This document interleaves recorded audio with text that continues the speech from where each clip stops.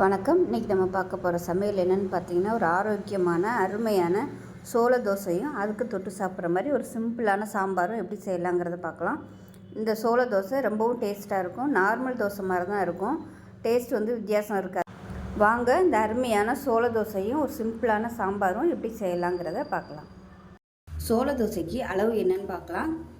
1 tumbler சோளம் எடுத்திருக்கேன். இது மஞ்சள் சோளம். 2 விதமான சோளம் இருக்குது. வெள்ளை ஒன்று, மஞ்சள் ஒன்று இருக்கும். ஸோ எதுனாலும் நீங்கள் யூஸ் பண்ணிக்கலாம். நான் இன்றைக்கி மஞ்சள் எடுத்திருக்கேன். 1 டம்ளர் சோளத்துக்கு 1/2 டம்ளர் மட்டை அரிசி, அதாவது கேரளா ரைஸ்ன்னு சொல்லுவாங்க, பழுப்பு அரிசின்னு சொல்லுவாங்க, இந்த மாதிரி தான் இருக்கும். ஸோ நான் இதை எடுத்திருக்கேன். இது ஒரு 1/2 டம்ளர் எடுத்திருக்கேன். 1/2 டம்ளர் சாதாரண அரிசி எடுத்திருக்கேன். ஸோ நான் இது பாதியும் எடுத்திருக்கேன். நீங்கள் முழு சாதாரண அரிசி 1 டம்ளர் சேர்க்குறதுனாலும் சேர்க்கலாம்.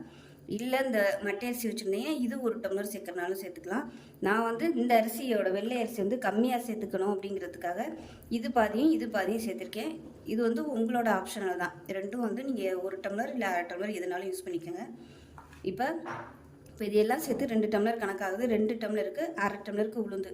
நார்மலாக நம்ம இட்லிக்கு என்ன அளவு போடுமோ அதே அளவு தான். 1/2 டம்ளர் உளுந்து. இதோட வெந்தயம் உங்களோட விருப்பம் இருந்தால் நீங்கள் சேர்த்துக்கலாம், இல்லைன்னா விட்டுடலாம். நான் இன்றைக்கி சேர்க்கலை. ஸோ இதுதான் அளவு. இது நல்லா கழுவிட்டு நல்லா ஒரு நாள் நைட்டு ஊறணும். அப்போ தான் சோளம் ஊறும், இல்லைன்னா அரைபடாது. நல்லா ஒரு நாள் நைட்டு நல்லா ஊற விட்டுட்டு மறுநாள் காலையில் ஒரு 7 மணியை போல் ஒரு மிக்சியில் ஆட்டி வச்சிட்டிங்கன்னா, மிக்சியில் ஈஸியாக அரைச்சிடலாம். கொஞ்சமாக போடையில் ஈஸியாகவே அரைப்பட்டுரும். ஆட்டிட்டு நல்லா ஒரு 5 மணி நேரம் மட்டும் புளிக்க விட்டுக்கலாம். ரொம்ப புளிச்சோம்னா மாவு மொறுன்னு வந்துடும். தோசையோ இட்லியோ ஊற்றுறதுக்கு வராது. அதனால் 5 மணி நேரம் மட்டும் புளிக்க விட்டதுக்கப்புறம் ஃப்ரிட்ஜில் தூக்கி வச்சிடலாம். வச்சுட்டு ஈவினிங் நைட்டுக்கு சுட போகிறீங்கன்னா ஒரு 2 மணி நேரத்துக்கு முன்னாடி மாவு வெளியே எடுத்து வச்சிட்டிங்கன்னா உங்களுக்கு கரெக்டாக வந்துடும். நான் இது ஊற வச்சு மிக்சியில் போட்டு ஆட்டி எடுத்த வீடியோ டெலீட் ஆயிடுச்சு. அதனால தான் நான் இதை காமிக்கணுங்கிறதுக்காக காமிச்சிருக்கேன். இந்த அளவில் தான் நான் எடுத்திருக்கேன். நான் எடுத்தது மெஷரிங் கப்பில் எடுத்திருக்கேன். 4 பேர் சாப்பிட்ற அளவுக்கு கரெக்டாக வரும். ஸோ இந்த அளவில் எடுத்து ஊற வச்சு மிக்சியில் போட்டு அரைச்சி 5 மணி நேரம் புளிக்க விட்டுட்டு பார்க்கலாம். இப்போ ஒரு குக்கர் எடுத்துக்கலாம். இதில் மெஷரிங் கப்பில் 1/2 கப் அளவுக்கு பாசிப்பருப்பு எடுத்திருக்கேன், சேர்த்துக்கலாம். இது கூடவே 1/4 கப் அளவுக்கு பருப்பு சேர்த்துக்கலாம். இப்போ இது நல்லா கழுவிட்டு வந்துடலாம் 2-3 தடவை. இப்போ நல்லா 2-3 தடவை அலசிட்டு வந்துட்டேன். இப்போ தண்ணி சேர்த்துக்கலாம். ஒரு 6 டம்ளர் அளவுக்கு தண்ணி சேர்த்துருக்கேன். இப்போ அதில் மெஷரிங் கப்பில் 3/4 கப் அளவுக்கு பொடியாக நறுக்குன பெரிய வெங்காயம் சேர்த்துக்கலாம். 1/4 கப் அளவுக்கு சின்ன வெங்காயம் சேர்த்துக்கலாம். இது ஒரு 20 சின்ன வெங்காயம் இருக்கும். முழுசாகவே சேர்த்துக்கலாம், அப்போ தான் நல்லாயிருக்கும்.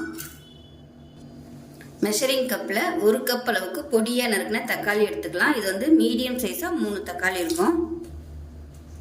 அது கூடவே பச்சை மிளகா 2ஆக கட் பண்ணி வச்சுருக்கேன், அதை சேர்த்துக்கலாம்.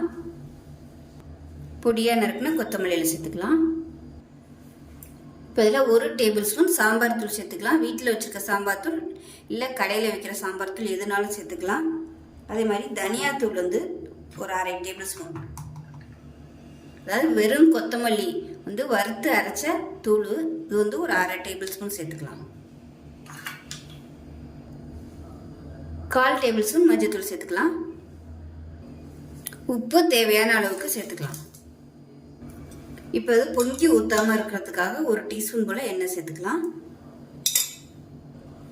இப்போ தான் குக்கரை மூடி வச்சிடலாம். மூடி வச்சுட்டு நல்லா ஒரு 5 விசில் விட்டுட்டு ஸ்டீம் போனதுக்கப்புறம் பார்க்கலாம். இப்போ நல்லா விசில் விட்டு ஸ்டீம் போயிடுச்சு. எப்படி இருக்குன்னு பார்க்கலாம். பார்த்தீங்கன்னா இந்த மாதிரி தான் இருக்கும். இப்போ இதை நல்லா கரண்டியை வச்சு மசிச்சு விட்டுக்கலாம் எல்லாத்தையுமே.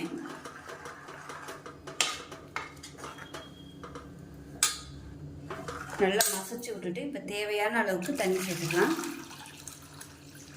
இது நல்லா கொதிக்க ஆரம்பிக்கும் போது இன்னுமே நல்லா திக்காகும். நல்லா கலந்து விட்டுட்டு இது தாளிப்பு கொடுத்துடலாம். இப்போ ஒரு பேன் எடுத்துக்கலாம். இப்போ இதில் தாளிக்கிற அளவுக்கு எண்ணெய் விட்டுக்கலாம்.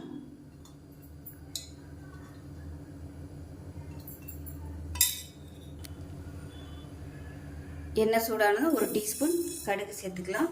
1 டீஸ்பூன் உளுந்து, கொஞ்சமாக ஜீரகம் சேர்த்துக்கலாம். அதோட 2 வரமிளகாய் வாசனைக்காக சேர்த்துக்கலாம். கடுகு உளுந்து பொரிய ஆரம்பிக்குது. கருவேப்பிலை சேர்த்துக்கலாம். இப்போ நம்ம குக்கரில் வச்சுருக்க இந்த சாம்பாரை இதில் அப்படியே சேர்த்துடலாம்.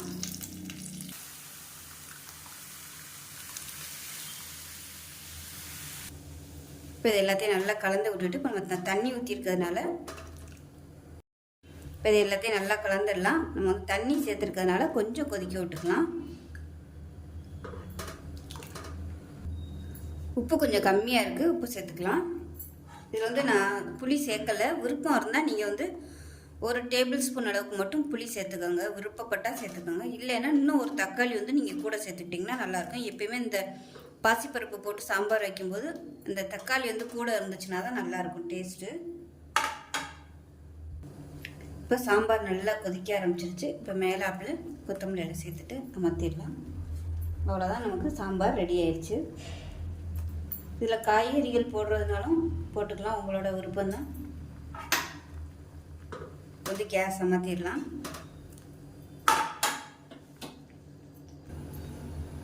இப்போ நம்ம கரைச்சி வச்சுருந்த மாவு எப்படி இருக்குன்னு பார்க்கலாம்.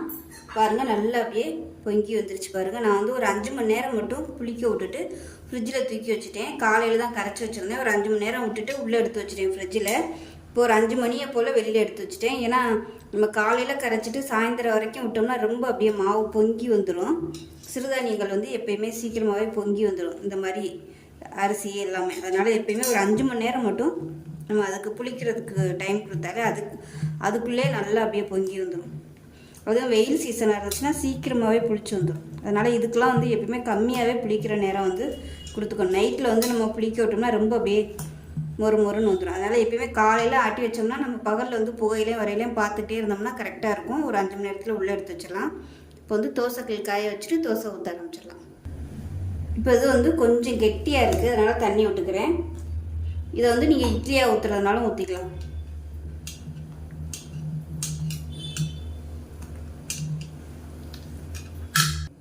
இப்போ தோசைக்கல் நல்லா காஞ்சிருச்சு. அதோட சூடு வந்து குறைச்சி விட்டுக்கலாம். இப்போ இதில் நம்ம தோசை ஊற்ற ஆரம்பிச்சிடலாம். எண்ணெய் வந்து ஃபஸ்ட்டு தடவாதீங்க.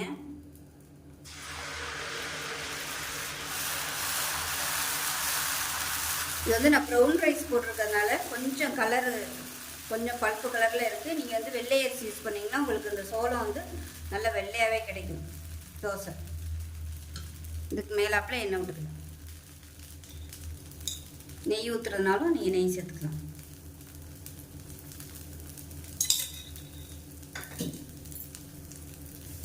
இப்போ நமக்கு அருமையான சோள தோசை ரெடி ஆயிடுச்சு.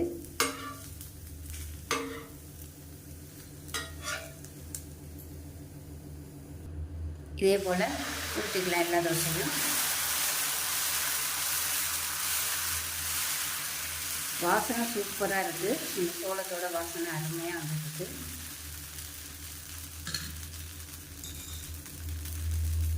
இப்பயும் வெறும் அரிசியை வச்சு இட்லி தோசை மாவு அரைக்காமல் இது மாதிரி வாரத்தில் ஒரு நாள் சோளம் வச்சு தோசையோ இட்லியோ செஞ்சு சாப்பிடுங்க. ரொம்ப ஹெல்த்தியாக இருக்கும்.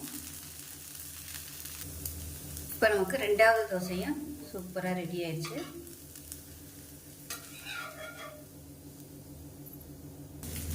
இப்போ நமக்கு அருமையான சோள தோசையும் சாம்பாரும் ரெடி ஆயிடுச்சு. ஸோ ரொம்பவும் ஆரோக்கியமாக இருக்கும். ஸோ இதே மாதிரி செஞ்சு பாருங்கள். செஞ்சு பார்த்துட்டு எப்படி வந்துச்சுங்கிறத சொல்லுங்கள். வீடியோ பிடிச்சிச்சுன்னா லைக் பண்ணுங்கள், கமெண்ட் பண்ணுங்கள், சேனலை சப்ஸ்கிரைப் பண்ணுங்கள், பக்கத்தில் உள்ள பெல் பட்டனையும் ப்ரெஸ்